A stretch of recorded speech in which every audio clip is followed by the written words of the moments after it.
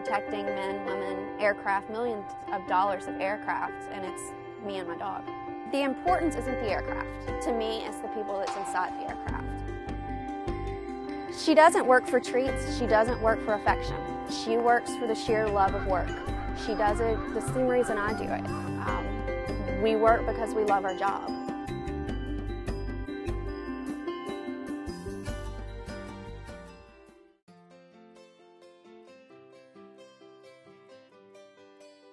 Dover Air Force Base, we are directly in one of the migratory flight paths. For the past couple weeks, we've been working birds out in the field, so they're already aware that there's a predator in this field. So if they're aware there's a predator, they're not going to stop. Kilo and I work from about 30 minutes prior to sunrise to 30 minutes after sunset. We drive around when we see geese. We stop, we get out. She gets vested up. So we also have to contact the control tower to ensure that while we're clearing the field, we don't have an aircraft coming in. So we don't want to flush the birds up and, directly in the flight path. And then we move the birds. Of course, the dog chases the geese, but they never get close enough to touch the geese. So what it does is it just removes them. So instead of them flying up and getting hit by an aircraft and actually killing them, it protects the geese as much as it does our own aircraft. The most common thing that people use to get rid of birds at airports are either pyrotechnics, which are just basically loud noises and loud bangs, but unfortunately the birds get used to it. It's called habituation. If they can get used to a 747 taking off next to them, they can get used to a loud noise. We have taken something which is a natural system for the birds and the dogs.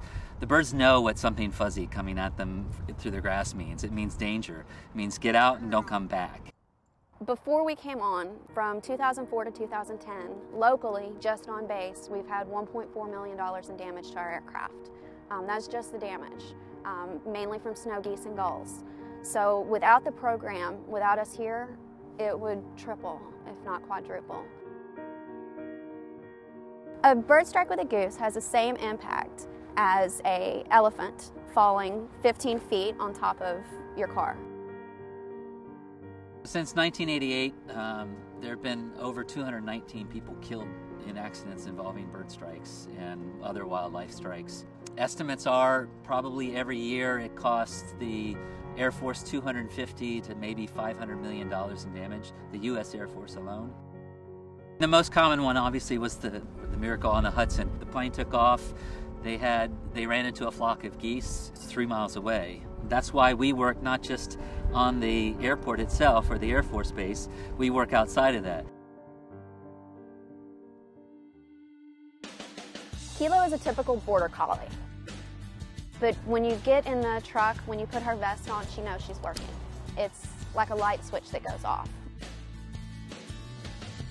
It's very unusual. As a biologist, there's no field job that you can actually work with a dog.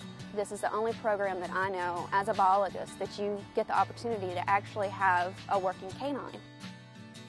I cannot do this without the dog. She covers so much property and is so effective. Without the dog, it's not a program.